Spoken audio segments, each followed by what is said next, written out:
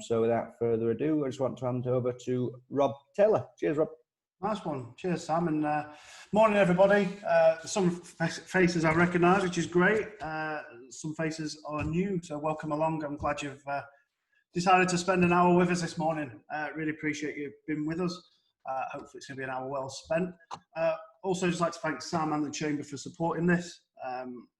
They know quite well about our passion and mission to help support the redevelopment or reinitiation of the Sheffield region. So I hope you can get something helpful out of this that you can implement in your own business moving forward.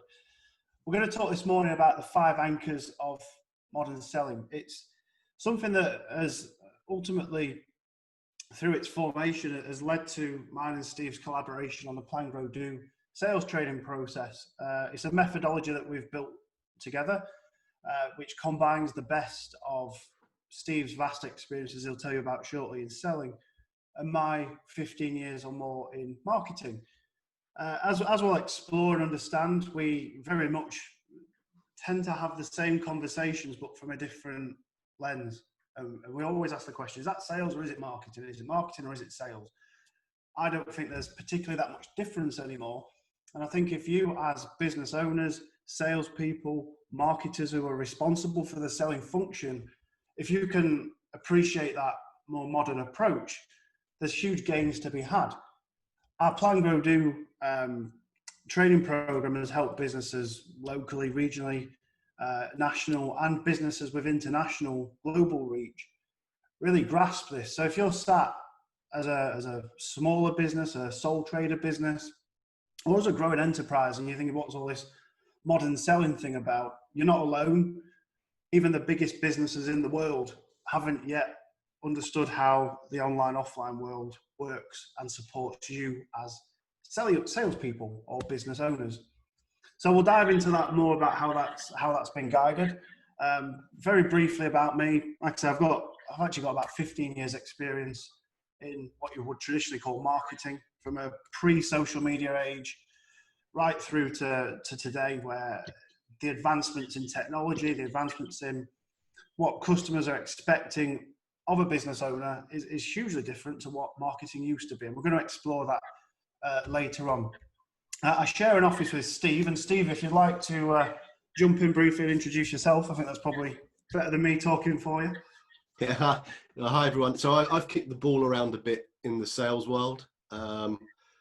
And yeah, we're talking about haircuts before. Mine is grey, and that probably shows the years I've had in sales. I was prematurely grey, and I think that's a consequence of being in sales.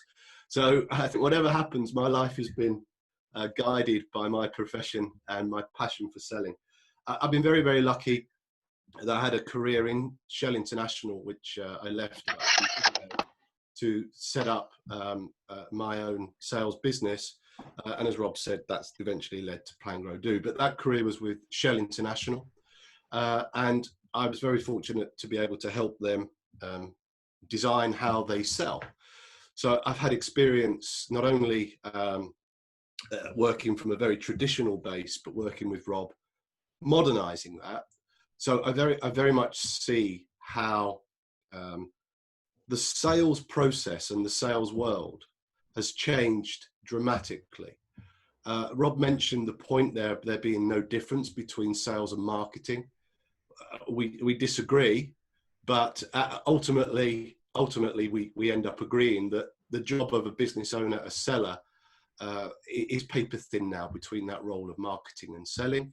And the bit that's changed so dramatically underneath both of those parts is the role that your buyer plays in that experience. And of course, that's what we're going to focus on quite a bit during this webinar, and the one Rob will talk about that we're having tomorrow as well. So yeah, I'm Steve. Thanks for that, Rob. So it's back to you. Yeah, brilliant. So yeah, if you want to just move the slide on. I will. I pressed the wrong button already, Rob.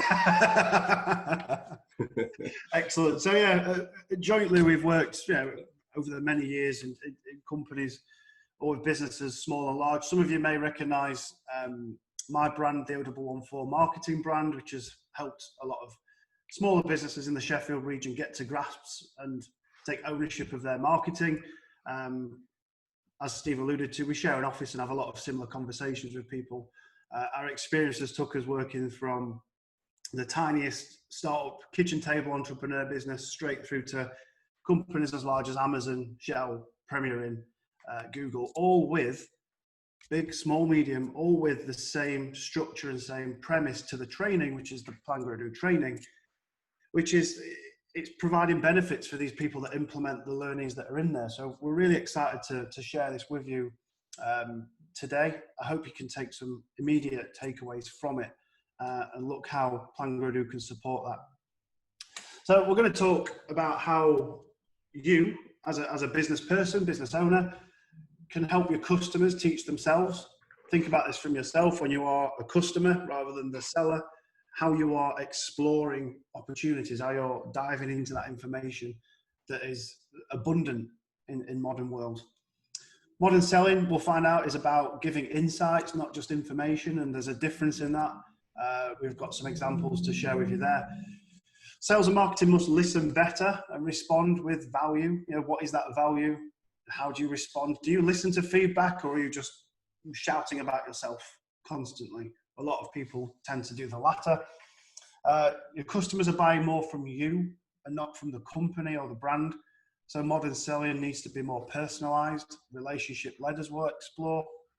And you've got to be available, because that's what delivers the results. If your customer is expecting you to be available at hand, you need to be available and at hand at a time that's convenient for them, not so much sometimes to you, but you have to work around that through the systems that are available. So that's what we're going to cover today. Steve, I think we're hopping over to you. Is that correct? Yep. Yeah. So apologies if anything technical goes wrong. I'm sat here and I feel like I'm at a space station. I've got that many screens open.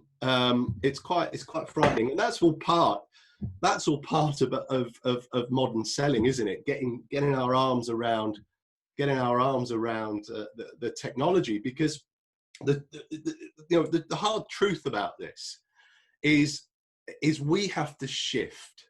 We have to shift as businesses and sellers to what is called that customer-centric approach. You know, and I think let's think about what that means, because that's sort of buzz corporate words. A customer-centric approach, I can just bring it back to your personal buying journey. Thinking about how you buy things. You know, the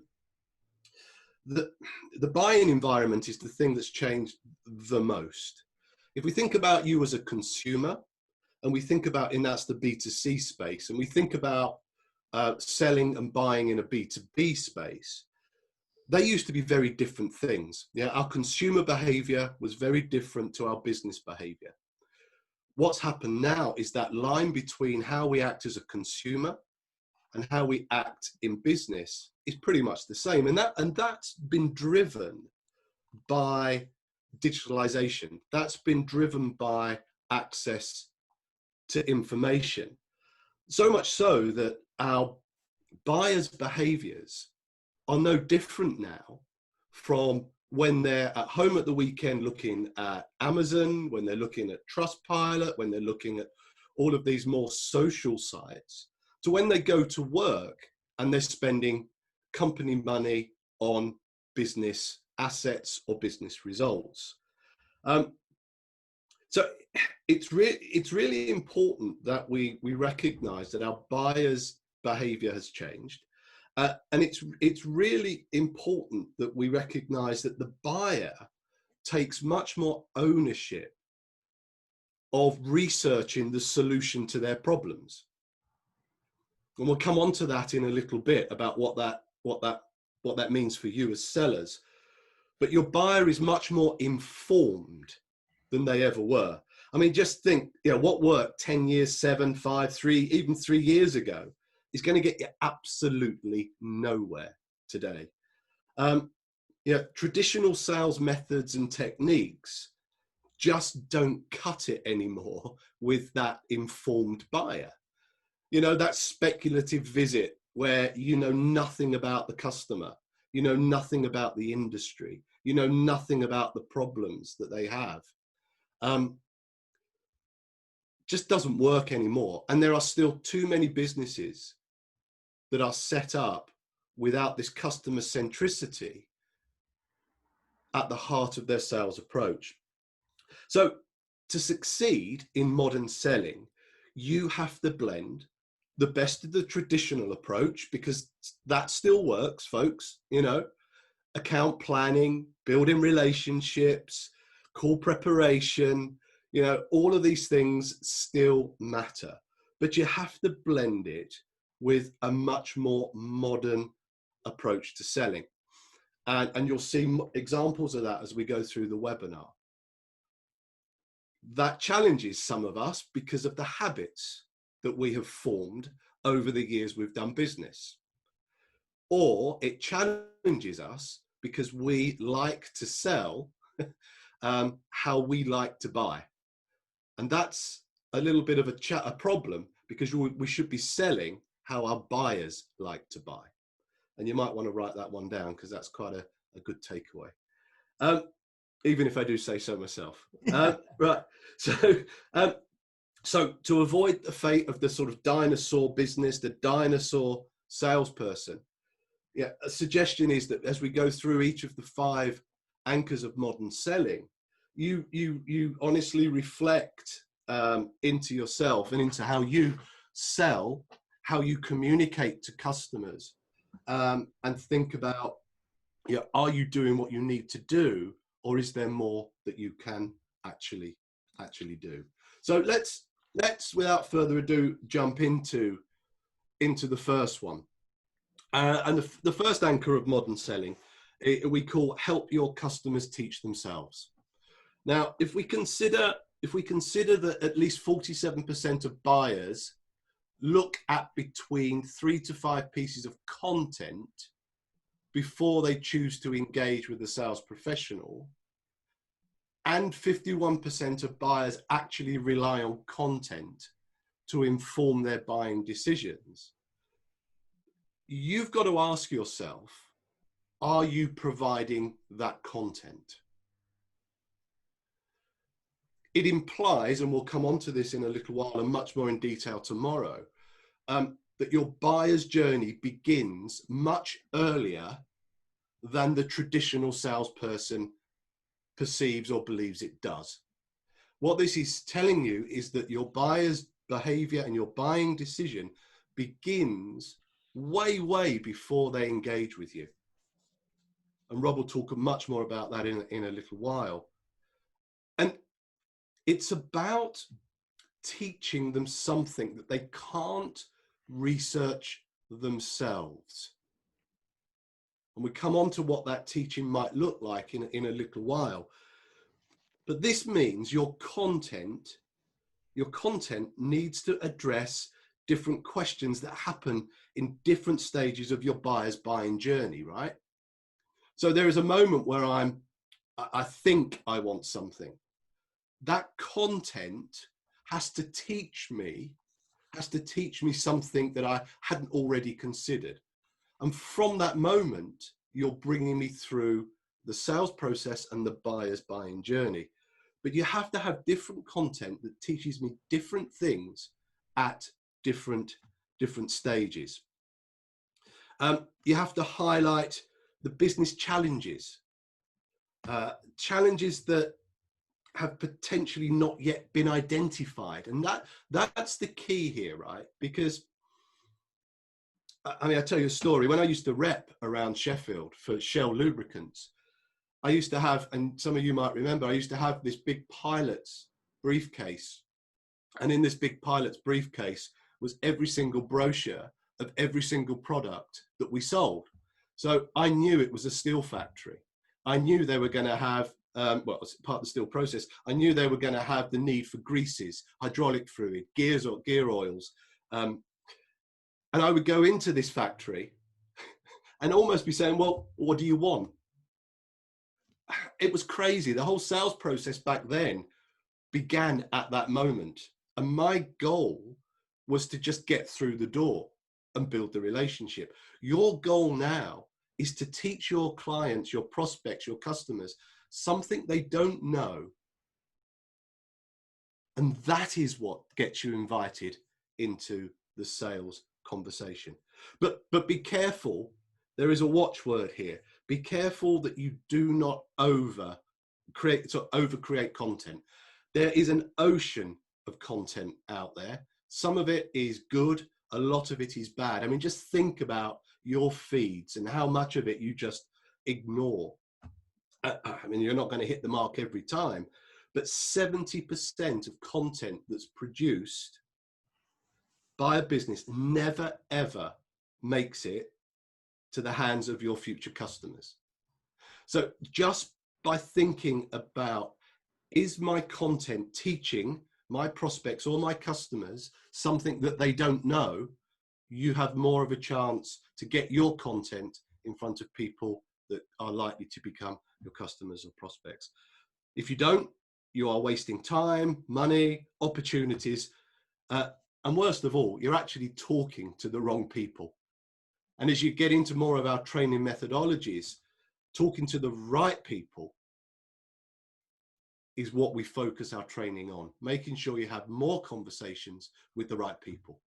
So anchor number one is help your customers teach themselves. Number two, and Rob mentioned this in the introduction, modern selling is about giving insights, not just information. 94% of B2B buyers do research before making a buying decision.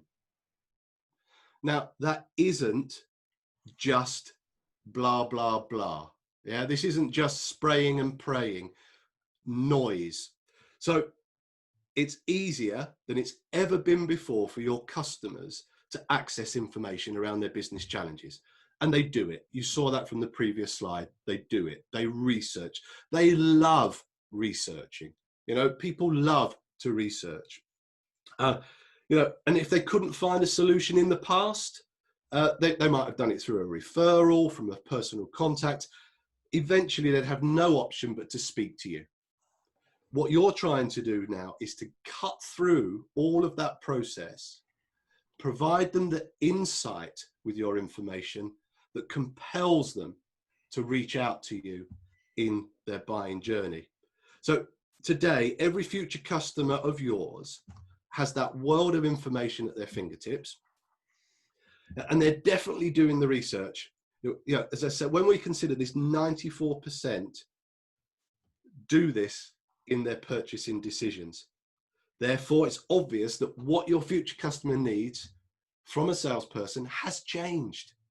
Is your information that you are sending out just the same as everybody else's?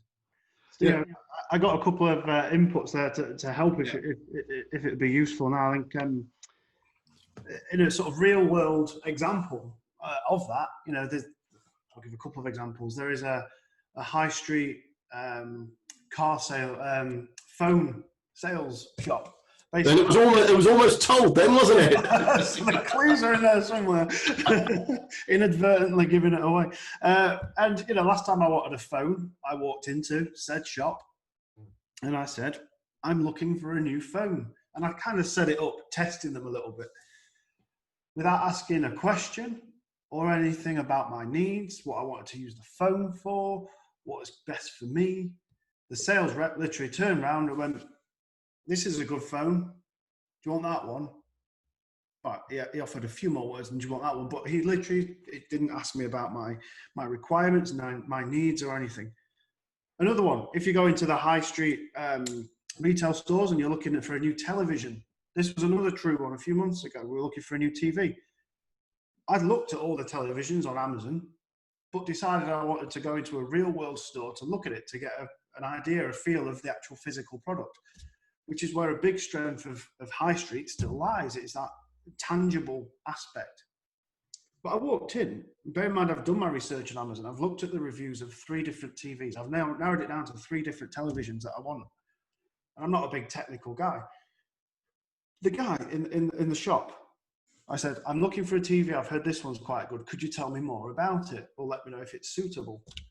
And they do the classic thing of they just look at the ticket on the television and say, yep, it's got this, it's got this, it's got this, and it's got this. And they'll look back at you and think that's solving the problem. I'm sorry, but that it's just not cutting it today. It's not going to help. What they should be doing is asking me about my needs. Who's watching it? What do you want to watch on it? Are you watching sports on it? Does it need good sound? Are you into films? Same with the phone. What do you want your phone for these days? Is it for video recording? Is it for social media? Is it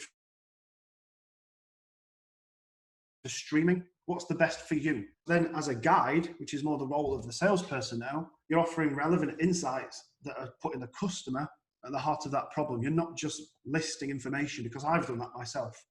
I've done that at home. I've done that on my phone, whatever it is. We've all done it. If we want to go to a restaurant, we've researched it. Then the waiter is our guide to make that better. And that's the role that we almost need to play these days by offering those insights. Sorry, Steve. No, they're good and they're real. So I think the key here is you need to provide more information. You need to provide relationships with insights that add value and builds trust. They don't need to know what your product does. You should focus instead on highlighting how it eases or solves their problems, and actually helps them achieve their goals. Rob's example. This is really important, right? So once again, the key to modern selling is to understand that today's buying journey is buyer-driven or customer-centric, and your role is to get creative on how you support and educate them during that process. So the questions that you must ask yourself: are you different? Because people say, I'm putting this content out and people just aren't listening to me. Well, you're probably the reason why, to be fair.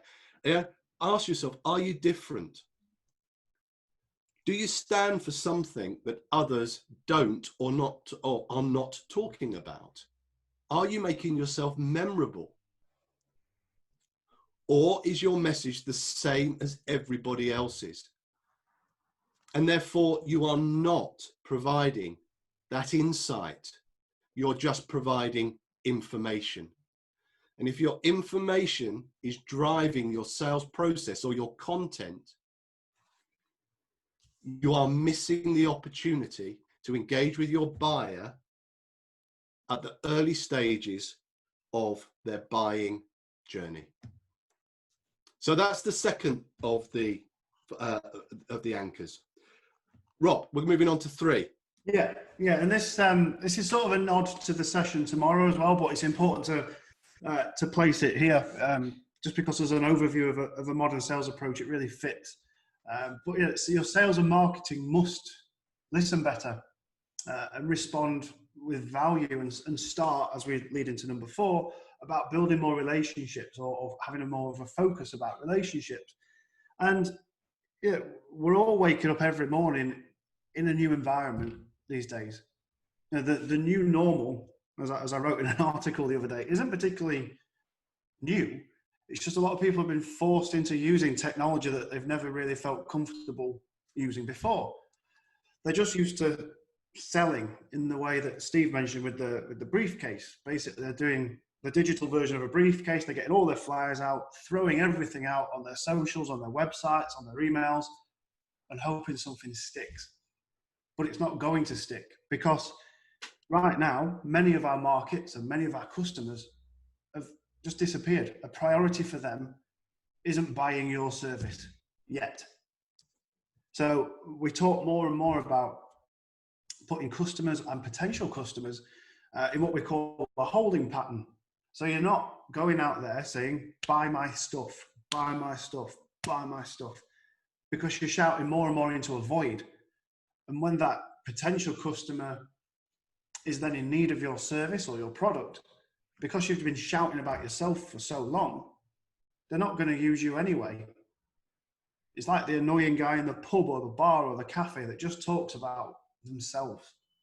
Stop talking about yourselves and start talking about your customers, how you are helping your customers, how you've helped other people like your customers. Because if your market isn't ready to buy yet, you need to stop with the selling, basically. You need to start listening to the feedback that your existing customers have given you. I like to say, reviews leave clues. So look about what feedback you've been getting from your existing customer base, because chances are that you aren't necessarily selling what it is that people are buying. You might be thinking, I'm selling widgets, but really you're selling a solution that the widget was the means to the end for. So you need to start positioning that in a conversation of, we've helped people solve problems by doing X, Y, Z. We're adding value through webinars like this, for example, where you can position yourself and your brand, but it's all about the customers. We're desperate for you guys to take things away from this that are going to make you better at what you're doing. That's it. And there's 4 key stages before they're a customer, where we're going to this in much more depth tomorrow. But if it takes 5 to 12 contacts to make the sale, what are those 5 to 12 contacts like? And how are you utilizing that in an online and offline space, traditional and more modern way, to support each other? So they are, very briefly, unaware, as you'll see there on the graphic, aware, the consideration phase, and the decision phase. That's all before they're a customer. And there's ways that you can manage that conversation before they make the decision to help you stand the best chance, but also to build those lasting relationships across a process. And we're going into that in much more depth, but you must listen to that feedback across the process. Even if someone isn't buying yet, make sure you're listening to their situation, find out what their situation is and answer it with supportive content. Because when they're ready to buy, because they know that you've been helping them along the way, chances are, bear in mind that 57% of a decision is made before you're invited to chat to this person. They've been looking at you. They've been lurking, if you like. And as they've been in your holding pattern, when they're ready to step out of that, they'll have a conversation with you, and it puts you in a much better, higher trust position to discuss the needs about the sale further down the line. So I think that sort of rounds off enough for Anchor 3 there, Steve, unless there's anything that you want to contribute in there. Probably just to underline the importance of this in the buyer's decision, that some CEB research, which is an eminent board that researches into buyers' behaviour, told us that 57% of a purchase decision is complete before a customer even reaches out to you. So the side that Rob was talking about, the new customer side, this is a critical part to be working. The only other thing to add, Rob, is to the folks listening. If you're building up questions, you can drop them in the chat place, and then Sam at the end will relay them if we don't. Please do ask any questions that come to mind. I'm happy to answer. I'll be able to move the slide on again, and it won't do it if I just look at it, will it? It won't. So moving on to Anchor 4, where we talk about your customers are buying from you and not necessarily the company. So modern selling and your modern sales process has to be more personalized. And this is something that we've been developing for a while, and it sort of evolves over time, but it's very much a graphic that highlights how the new ways work for the modern seller, modern business owner, modern sales team. So the old ways at the top were very much what I like to call campaign-led. It was business owner gives a budget to a media owner, and the customer looks at the media owner to see which business to shop with. That was the very transactional, campaign-led old way of selling and doing business. It was expensive, so it ruled out a lot of businesses. It was big business friendly, mass market. There was no specific conversation going on. It was mass, shouting out to everyone and hoping that within that everyone, there were a few of your customers that are in the right state of mind to go and buy from you. It was short term, which meant you have to keep churning the money through. And there's several customers within the same industry. So you're basically vying for the eyes of customers, but so are 5 to 10 other companies doing the same thing. Sounds a lot like just straight up advertising, right? Whereas the new ways, the business owner, the salesperson, person responsible for business development, you have the opportunity and also the responsibility and requirement to be your own media owner, your own space that talks directly to a defined group of people. So it's no longer, here's a load of money, go and shout this to everybody. It's a case of, okay, I'm a small business owner, I've got a local audience or a smaller audience, a niche audience, whatever that is, but I don't have a big budget. Well, that's okay, because the platforms are out there to allow you to build trust, allow you to position yourself as an expert in your field and industry to a specific group of people. You don't have to talk to 10,000 people when all you need is 100. And the opportunity is there now for you to build specific, meaningful, long-lasting relationships with a set group of people. So the top way is very much campaign-led. The new way is very much relationship-led. And as consumers, remember, we're trying to sell how our buyer likes to buy. As buyers, we want that. We want to know who we're buying from. If we see generic corporate posts on LinkedIn, I don't know about you, but often I'll skirt past it in lieu of looking at someone who has a personality. If I see that on social media or on LinkedIn, for example, I'm much more likely to engage with a person than I am a business. And that's the same for blogs. They need to be sort of personally written. Videos, people want to see faces these days. They want you to have an opinion. They want you to be like them and not just hiding behind a corporate banner. And we've had this from large businesses that we have delivered the Plan, Grow, Do training to. It really shifts their approach. And I was a bit shocked by it because I've sort of grown up into it. Whereas those that have been, that was how we did it. We were the old way. We hide behind a corporate banner. This is our corporation. It is that you are speaking to. You need to look behind the curtain because consumers, buyers have an expectation that you are there. And if you're not, bear in mind it takes 5 to 12 contacts. Customers are researching you. They want to be able to see you and contact you.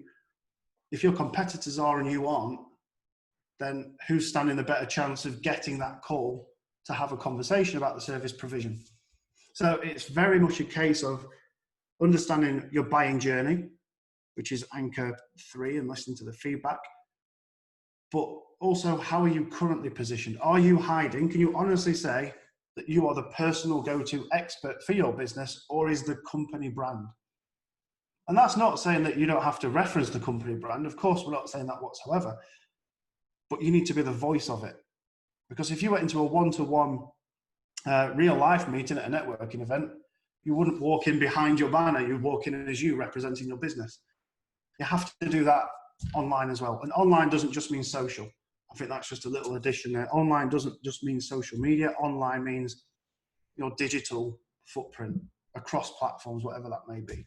So we're going to that much more depth as well tomorrow, but this I think is a real important one for you to take away and assess yourself and your team. If you've got a team, are people hiding behind the corporate banner, or are you representing that in a personal way and focusing on building those meaningful relationships? Steve, anything else to add on that one before we move on to the 5th? I don't think to add, just more to emphasise really that you know, when I spoke a little bit earlier on Anchor 2 about are you standing out from the crowd, this dovetails very much into this, right? And if you are one of a team, you don't want 5 different opinions if you're a team of 5. I get that, but you certainly have to have a personality as you convey your messages. So as Rob says, that's really important. And if you are a solopreneur like ourselves, we're not talking about, you know, jazz hands and becoming, you know, an entertainer online, but certainly be known for something and care about the content you're sharing. You know, care. I thought of you because of the conversation we had. And if that happens to be a prospect, that's an incredibly powerful moment in building know, like, trust, which is one of the lessons in our training program. Yeah. So no, very well explained, Rob. And I this one always gets me, because I very much was, when I was with Shell International, the old ways. So this really, really resonates with me. Yeah, I will just round that off by saying there is an exercise in the ebook that we're going to leave you a link for at the end, which I keep referencing. That's why I keep looking down. There's an ebook which expands on these, which is available for free for you as well. But there's an exercise that helps you understand this a little bit more, that complements this. So yeah, but we'll drop the link in the chat towards the end. Nice one, nice one. So we move on to number 5, and this is like, you have to be available. You have to be available, because that's what delivers the results. Now, we're not 24/7, right? Although it might feel like it running our businesses. But let me just bring this into some sort of context. You spent so much time creating content that teaches your prospective clients things they didn't know at the early stages of their buying journey. You are creating that content, so when they reach out to you, they have 57% made their decision. You remember the stats that we spoke about. Therefore, if I reach out, or somebody reaches to me and says, I am interested, I have earned, and you have earned, the right to respond to them immediately. There are times when we go, oh, they've only just called us. If I call them back, it will be a bit desperate. It'll be a bit salesy. Well, the reality is they're much further down the buying journey and your sales process than you realized. What they're actually reaching out to you to say is, I'm almost ready to buy. So if you get any of those inbound emails, messages, phone calls, these are super hot, super hot leads, and likely to be right in the buying moment. Don't leave it, because they will go somewhere else. You have worked them and nurtured them in the holding pattern that Rob spoke about, and they are now ready to buy. And this is what the research here shows us. It's by a guy called Dr. James Oldroyd. And it researched like millions of interactions. And it says, replying within 5 minutes of an inquiry makes your chance of reaching them 100 times greater when compared after 30 minutes. So they move on. They move on. I mean, think about yourselves. What's that? You type your question, and if they've not answered straight away, you're off to another window looking for another answer. And if that gets the answer, you've already forgotten the one. Too late now, done. So think about your behavior. In addition, the odds of a conversation started within 5 minutes turning into a real sales opportunity to go forward, 21 times more likely. Very random number. About 21 more times more likely. So there's an imperative to you as a seller to not feel uncomfortable following up, to not feel uncomfortable responding immediately. Thanks for your message. The reality is, in all likelihood, you know about them already, because they've liked, commented, shared on your social, on your digital content. The likelihood is that they are not a stranger to you. The reality is you are not a stranger to them. They are ready to buy. So this is a really important, well, they're all really important, but this is where your work leads to. You have to be available, because being available is what delivers the results. So that was the 5th of the five anchors. So I guess Rob, I think it's back over to you. Yeah, cool. Yeah. So we've covered the 5 things there. You know, how to, or show the importance of how to help your customers teach themselves. the real sort of supplement to that of giving insights, not just the information. The information comes first, but then you give the insights further down the line.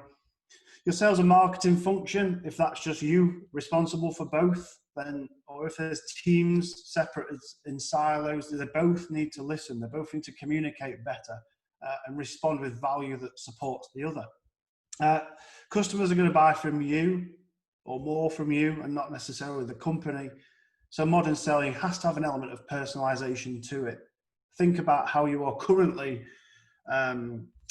positioned as a go-to expert in your field, because you're all experts. You all know your stuff. So don't hide behind a banner or a brand when it's you that needs to shine through. And with that, you've got to be available to talk to those leads that you're working so hard to nurture, build relationships with, that when the time strikes, you've got to be available, because that's what delivers results.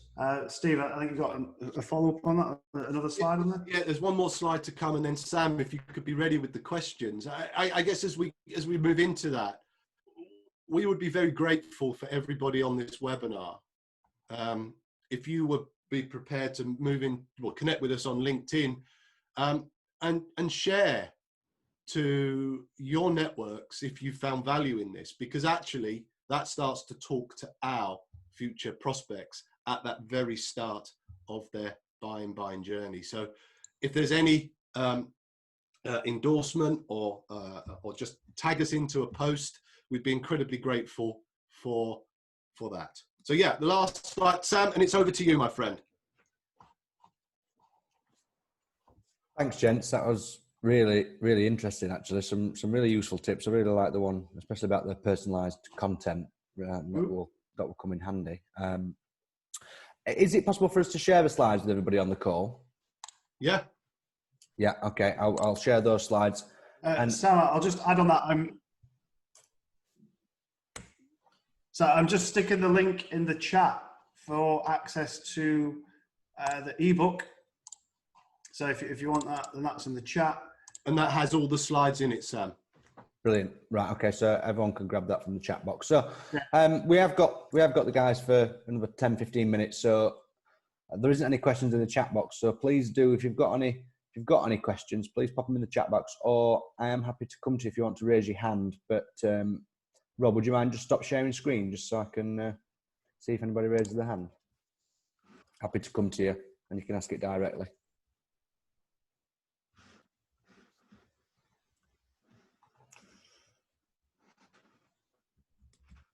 Nobody? Anybody got any comments? We baffled them.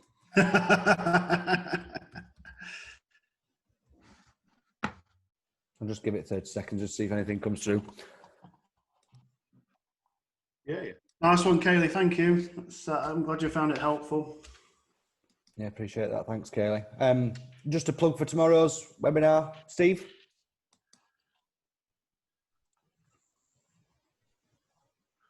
Yeah, you keep cutting out.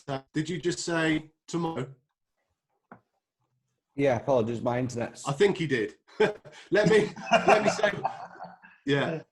Tomorrow, same time, 9 a.m. We're running one of the actual lessons from our classroom training of Plan, Grow, Do, and it's also available in that